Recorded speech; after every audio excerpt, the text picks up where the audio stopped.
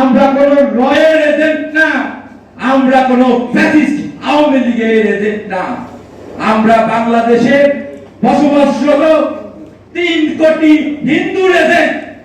আমরা বাংলাদেশ হিন্দু লীগ শুধুমাত্র সংখ্যালঘুদের এজেন্ট, এবং যতদিন আমরা আছি আমরা এই বাংলাদেশি এজেন্ট এবং এই সংখ্যালঘুদের এজেন্ট হিসেবে থাকতে চাই।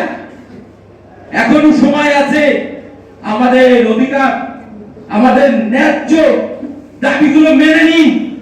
যদি আমাদের ন্যায্য ন্যায়সঙ্গত দাবি মেনে না নেন, তাহলে আমরা নিয়মতান্ত্রিক ভাবে দুর্বার আন্দোলন গড়ে তুলব।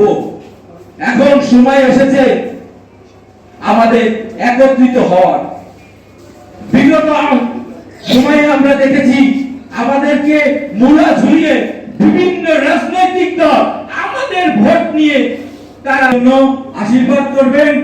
বাংলাদেশ হিন্দু লীগ গত 12ই আগস্ট মহামান্য হাইকোর্টের থেকে নিবন্ধনের জন্য রায় পেয়েছে।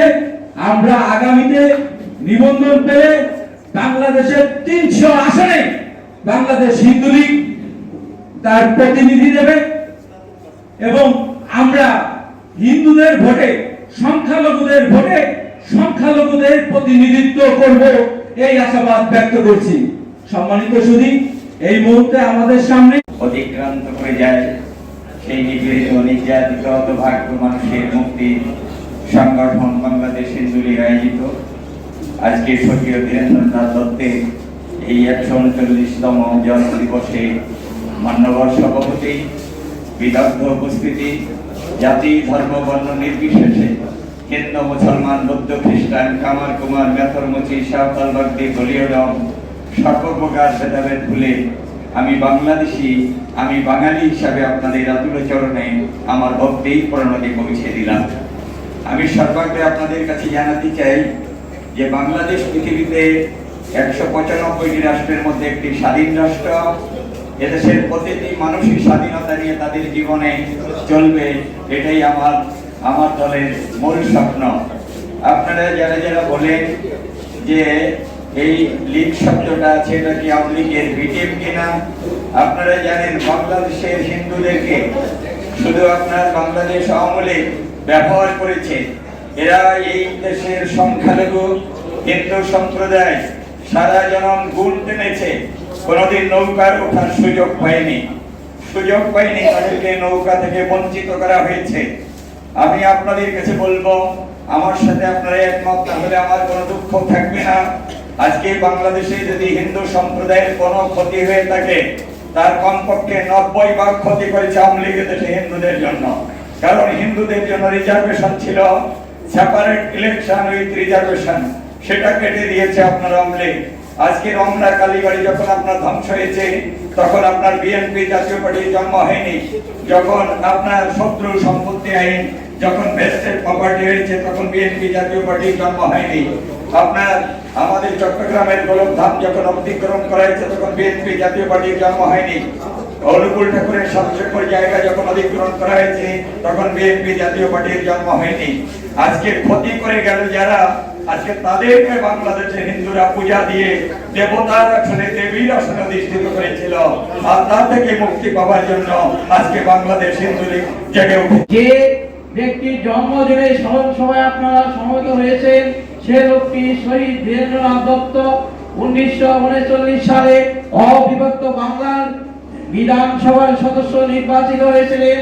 54 এর যুক্তফ্রন্টে স্বাস্থ্যমন্ত্রীর দায়িত্ব পালন করেছেন। 1947 সালে নিছক ধর্মের ভিত্তিতে ভারত ভেঙে পাকিস্তান হলে ধীরেন্দ্রনাথ দত্ত পাকিস্তানের পূর্ব প্রস্তাব উত্থাপন করেন যে Urdu shall be the state language of Pakistan. একমাত্র ধীরেন্দ্রনাথ দত্ত প্রতিবাদের সাথে বক্তব্য রাখেন।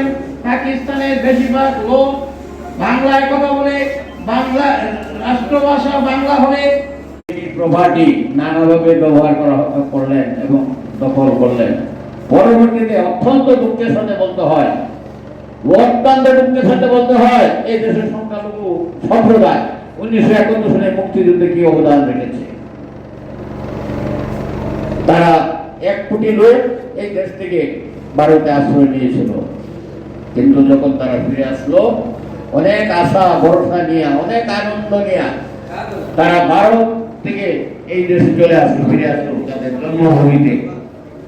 তারপরে 1972 সনে এই কাজ ছিল সেই এনিমি প্রপার্টিকে স্বাধীন দেশে এনিমি প্রপার্টি তো থাকার কথা না, যার জায়গা তার জায়গা ভূত তাকে বোঝা দেওয়ার কথা, কেউ তা করা হলো না। অত্যন্ত দুঃখের সাথে বলতে হয় 1972 সনের সরকার সেই এনিমি প্রপার্টিকে বেস্টিক প্রপার্টি অর্পিত সম্পত্তি নামে আখ্যায়িত করে প্রাজ্ঞাপন জারি করে এ দেশের 22% সংখ্যালঘু সম্পত্তি দখল করে নিয়ে নেওয়া হয়েছে, অত্যাধুনিকতা অব্যাহত আছে। এবং দুঃখের সাথে বলতে হয় এই যুগ রাষ্ট্রের পলিসি আর বর্তমানে এই দেশে